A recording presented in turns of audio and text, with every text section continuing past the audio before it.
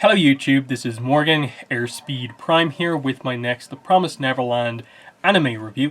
This one's going to be for Season 2, Episode 3, and this was an interesting episode because as a manga reader, someone who knows what happens in the manga, the events of this piece of content of the Promised Neverland story went very differently in the anime than they did in the manga. And I don't know why. Now, I do think there's maybe a little bit of a simple reason for this, in that they've just maybe reordered some scenes slightly, and what was meant to happen here is actually going to happen over here, and then the thing that happened here, they just, switched, the order of specific scenes around. But I don't get why they did that. Now, it'll be interesting to see. Hopefully, once what we expect to happen actually does happen, which way actually was or is better. But for now, I'm sort of skeptical about it all, just because was there any need to do anything this big? Like, so far I think in the anime we've had to deal with mainly, specific scenes missing in terms of how they show stuff. Like, a lot of the very important stuff ends up being in like the characters' heads, and that's more difficult to show in the anime compared to the manga, where you can just have the text be just on the panel instead of in a bubble, so it's thought process. That's harder to do in the anime. Those are the main changes that we had. But this is probably one of the first things where it's like they took a major character introduction scene and just kind of skipped past it or reordered it. We haven't quite seen that before, and it's kind of very interesting. And that happening in the same episode, where there were two, in my mind, rather key pieces of information that once again the anime skipped over, didn't have happen at this point, but they do happen in the manga. And it's weird because like the episode itself, ignoring all of that, still is quite good. It makes sense that if you're an anime only person and you see them go into the shelter and just explore around, and it's like scary at first, but then they realize it's actually okay, we can survive here. And there's maybe some sense for someone's been here before, and then there's the tease right at the end with the phone call from William Minerva, and also some of the other kids finding the text written on the walls that someone has gone mad and is warning them about something. Help, poachers, that something bad has happened here as well. So initially happy, then some slight sense of foreboding, what's going on. That comes across quite well. It's just, it's different in terms of the order of scenes than we're used to because of what happens. Now, I'll get to like basically some of my final thoughts in this video, and I'll say spoilers before I get to talking about it, because I do want to talk a little bit more openly about the details of what they have changed and haven't changed. So for this first half of the video, I'm just going to talk about the episode that they presented us, the scenes that we were given, and then we'll get to talking about more details on the specific things that we're missing. So yeah, we got the end couple of scenes with Sanju and Mujika with the kids, including their goodbyes. We got the last bit of the journey to B0632, and then getting in and exploring the shelter. So in that sense, the episode went pretty well. We accomplished quite a lot. The pacing remains pretty solid. We didn't just spend ages walking or anything like that. No, they for the most part got us from place to place to place, and we hit some key points. That was great to see. The Sanju Mujika stuff I still think was probably the best parts of the episode, because you got the most character, you got the most emotion out of them. The scene of Mujika and Emma talking was really key, because it was an emotional conversation. It's Emma showing off her younger siblings to Mujika, and just having this connection, like they're friends, they get on, but it's a demon and a human. And it's Emma realizing through Mujika and Sanju that not all demons are the same. There's something different about these two based on what they know already. She's gone out hunting with Sanju and has had this emotional conversation with Mujika. How does she feel about demons overall? That's a major thing going on, because the whole group comes out of the escape feeling like all demons are their enemy. Now they encounter two who help them, and taught them so much about surviving and wants them to thrive, how do they feel about demons overall going forward? And us as the audience, like, are there more people like Sanju and Mujika, or are they a very low minority? That's the kind of interesting questions that you have going on here. And similarly, like, Sanju is helping them with the hunting and the survival training. And if not for that, like, final scene pretty much with Sanju and Mujika, when they talk after the kids go, and you get that reveal that he is more hopeful about them leaving, less because he hopes they, like, survive. He liked them. But more that, oh, if they get out and breed and have kids of their own, they will then become wild humans and we'll be able to hunt them again. And suddenly this, like, grin comes onto his face, and it's like, oh, that's an interesting twist on things. He doesn't eat humans because he disagrees with the whole farm method, that he as a hunter sees no honor in eating humans if they're just, like, given to you like that. And even if you were to catch them and let them escape and chase after them, that's not the same. But wild humans, that is more like the days of old, like he talked about in his story about the past, about how humans and demons used to hunt each other. That's what he wants. Because you can clearly see he is one of the more powerful demon warriors that we've seen. He wants the sort of thrill of the hunt back as a hunter. And Emma, I suppose, understands a little bit of that now, that she's learned to hunt from him. And that's quite interesting in that it makes you question Sanju a little bit and be like, oh, that's a interesting reason to want the kids to survive, to hunt them again. Whereas it doesn't seem like Mujika feels that way at all. And it obviously implies, based on the fact that Mujika said that, oh, demons used to be very different, our appearance has changed quite a lot in the last 1,000 years, implying that they're both over 1,000 years old. So the implication there being, oh, Sanju has eaten humans before, but Mujika probably hasn't. What's going on there? But again, we know so little about demons at this point, you don't really know what to make of all of that.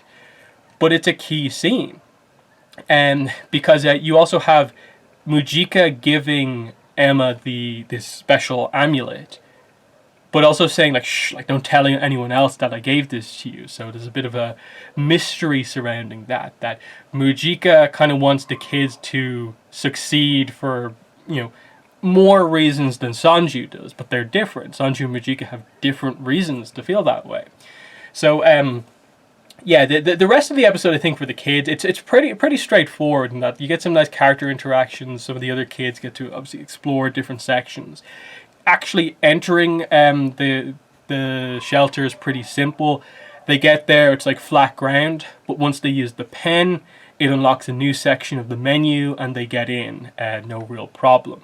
They escape, they get down there, they find, like, the bath, the garden, the food and stuff like that, and it's like, okay, they can survive here. This can be a base of operations from there to plan out how to go back and get Phil out before he comes of age to potentially be harvested.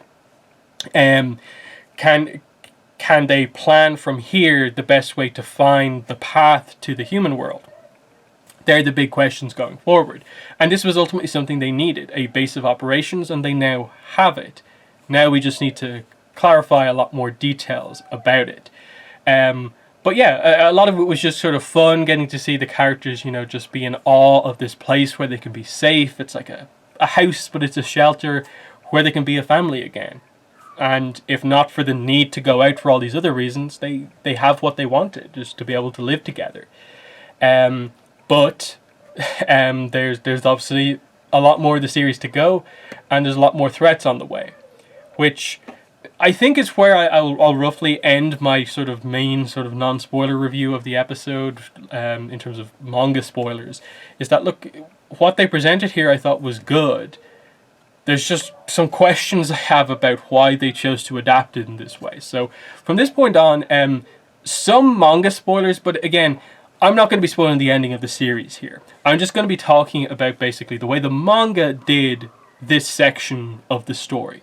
Because what we effectively did here was we covered chapters roughly 50 to 56 minus scenes involving the new character we all expected to get introduced. That if they had adapted it correctly, the character would have been introduced based on the timeline of where we are right now. So we've gone quite a amount of chapters here. 7 chapters we basically covered here, but it's more like 4 because of the amount of content that is focused on this new character. So what's the situation here, I suppose, is the question. My guess is that what they've done here is that they've literally changed the order of scenes. The way it works in the manga is that they open up the shelter, they get down there, and immediately they meet this new character. They have a confrontation with him, and when it's over, then they explore the shelter, and then they interact with the guy a lot more. I'm thinking what they've done is they've just swapped that around. So they're going to explore the shelter first, then meet the character. That way all of the scenes focused on him all sort of happen like one after the other. And there's no need for a break to then explore the shelter. Again, the exploration of the shelter is quite heavily fleshed out in this episode of the anime. It hits a lot of the same beats that you see here in terms of like the scene of them all in the bath, Nat playing the piano, that sort of stuff, them finding the garden and so on. That's all there, but it's covered in just a few panels, whereas it's given a lot more time in this episode. So that was kind of interesting, but that's my guess on what they're going to do. So I'm thinking that in the next episode we will meet that character, who I'm not naming because it is a pretty...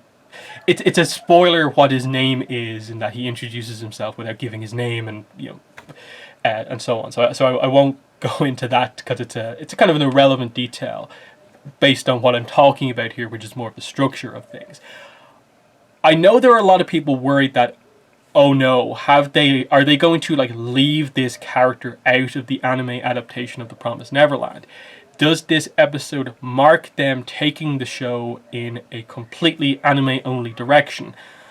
I don't think so. I think a lot of the stuff that this episode, maybe the last 2 episodes, left out can just be given to another character to explain when we get to another, explanation section of the story. I don't think it's the end of the world that this stuff has happened, but it makes you question. This was a major change of scenes in that a lot of people who read the manga really like the way the manga does it, of like they arrive in the shelter and boom, they're met with this character and it's like, what do we do from here? But I can also see some value in doing it this way, where you get this sort of slow, steady, they're exploring the shelter, they grow to become sort of comfortable there, and then out of nowhere, this character pops up. And it will make it maybe a little bit more of a shock that they grew comfortable in the shelter, and then this guy pops out of nowhere. That could be interesting. So if they do it that way, and I assume they are going to keep this character in the show, to me, he is important enough character where you just cannot exclude him from an adaptation of this show. I think you would have to super question the whole anime project for The Promised Neverland if they actually made the decision to leave this character out in adaptation. I don't think they're stupid enough to do that. So I think we'll have to... I do think it is next episode we'll meet this character. Whether it'll right at the start, or it'll be again more exploring of the shelter, and then at the end we meet him. I'm thinking maybe they'll do something like that, but to me, they can't leave him out. He's so integral to sort of this immediate arc and what happens next. Then the next kind of arc and going onward. He's key to this section of the story in terms of emotions and stuff like that and what's going on. And, he's a fan favorite character. There's no way you can leave him out. So that worry is gone. And so I am more like, right now, I have faith that this anime adaptation is going to be good. So I'm kind of like, okay, show me the way you are going to introduce this character, and then I will give you my thoughts on how the manga did his introduction versus how the anime did his introduction, and we'll see which is better. Because I'm not immediately taking the approach that, like, everything the manga does is straight up better than the anime. I think the anime does have the ability here to do things better. such as I think the pacing of the anime at the start of this season in the first episode was better. The whole Alva Panera stuff, I think they made a good choice to really fly through that and skip over it. But I'm a little bit more critical of aspects of this episode because right now we don't know what's happening with the introduction of this character, and it should have happened. And until he gets introduced, I'm kind of like, what are you doing? But there's some other stuff. There's 2 other scenes in this episode where I'm kind of like, why did you leave that out? Because they did it in the last episode as well. I didn't talk about this for the last episode, but they left out the scene of Sanju and Mujika just an aside to each other, so they don't say this to the kids. But they're like, the kids are going against the Promise. That means they're going to make an enemy of him, the one. The demon whose name has the demon characters in it. Again, it's so unclear about what exact way you're meant to say his name. I always, in my manga reviews, said the one, just so it was a really clear emphasis on the one. He is the demon god, or whatever way you want to refer to him as. So there was a mention of him this season, but we haven't had that, even though they mentioned him in the first season. So that was kind of a weird one. But in this episode, they left out Mujika when she gives Emma the amulet. Actually, before we get the reveal that she even has the amulet. Mujika walks past Emma and just sort of whispers in her ear as she goes by and says, search out the 7 walls. And it's this like sentence out of nowhere and you don't have any idea what it means. The 7 walls, capital T, capital S, capital W. The 7 walls. What is this thing that they have to search out? Coming from Mujika, this like special demon who, they're friends with now. What's going on here? No mention of that, even though the 7 walls is a important kind of Promised Neverland sort of lore, kind of plot topic. No idea why they didn't mention it there. Now, they didn't explain it in the scene, it was literally just some words, but they didn't do it in the anime. They just had her hand over the amulet, and we were left with that. Now, I don't know. Maybe they'll reveal later on that Mujika did whisper something in her ear when we'll get that scene later on. Or we'll have to wait to get the first mention of that. But that was an unusual choice in my mind with the adaptation. The other thing that I think is probably a little bit more like, why didn't you say that? This is the exact right time of the story to mention something like this. Sanju does explain to some of the kids that some details about the other farms. We know there are other farms already, but we don't know the specifics on sort of how many and what exactly the situation is. In the manga, during this section of the story, he does explain that there are 4 top-class farms, one of which is Gracefield Farm. So that means, in addition to Gracefield, there are 3 other top-level farms who have kids of an equivalent level, I suppose, to Gracefield Farm, while also acknowledging that Gracefield Farm is the best. It's the top farm, but you have 3 other farms with kids roughly as intelligent as most of our characters here. That's key. But that doesn't explain how the farm system feeds all of the demons in the world. That's where probably the key reveal in all of this being the mass production farms. Sanju specifically mentions that there are mass production farms out there, and that is not mentioned in the anime. And I don't know why, because to me, this is a key reveal. It's a brutal reveal when it happens, because it makes so much sense that there's a whole population of demons they need to eat. And if they're waiting like 6+ years for humans to grow, and there's only like 30-40 kids in each farm, that's nowhere near enough. So how do most of the demon population eat? And it's from these mass production farms, and it's a shocking thing. Like, I was waiting to see this visual within this episode to see how they would show it, and like the explanation here of like humans born there don't understand words, they have no names, they don't even have free will, they would never even think of escaping, and literally it's just human bodies basically grown just to be eaten. And it's brutal. It's one of the most shocking sort of pieces of imagery we've had in the show. Like, it's one thing like, oh, we train these kids to be like really, really intelligent, to make sure their brains are as perfect as possible. It's another thing to be just like, we breed kids just to eat and they don't know anything. They're like mindless almost. That's a whole other thing, and I'm shocked that they left it out here. Now again, when they finally do introduce this character we're waiting for, maybe he will be the one to explain this information about the farms, given that he's from one of these other farms. That would make sense. And it might mean more coming from him than it means coming from just Sanju saying it. And that's the thing with the adaptation. They can make choices like that. Information that we learn in this chapter, they can choose to have come from this character a little bit later on, but at roughly the same stage of the story. But we're left in a situation where, like, they changed that. Why did they change it? And until we get the answer, it's hard to fully, like, justify every decision made by the anime. Because for me, if I was like anime only, finding out that I'd say 2 major pieces of information like that being left out of the episode would make me a little bit frustrated. That, wait, we could have learned more about the farms in this episode, but they didn't? Why? This mysterious 7 walls, like, you could have had people speculating about what that is, but it's not in the anime yet, so I don't really get it. And so, yeah, I do have faith that, like, the next episode will introduce the character we're all waiting for, and that he will be part of this season, and that they're not going to skip over all this important stuff. I don't think we're taking a crazy anime-only direction at this point, because this is like one of the most popular and beloved sections of the Promised Neverland.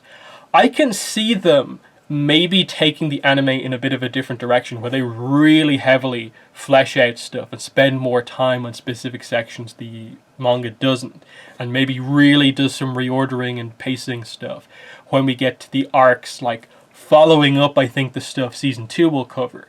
Then I can see us taking quite a big, side plot away from some of the manga stuff, while still, covering the core content, but really adapting it in a slightly different way to improve it.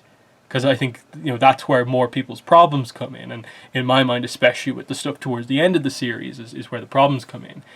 But right now, this section is still a section everyone loves, so why are you making changes already, is I suppose the question. So, yeah, conflicting one with this episode, in that just watching it as an episode and what they presented to us, it is good and it's still great. But just knowing that we should have had a pretty key and interesting character here, and all this other information here as well, it's disappointing that we didn't get it here. So in the comments, let me know what your thoughts were on this episode. There have been my thoughts, but that has been the video. Thanks for watching, and bye.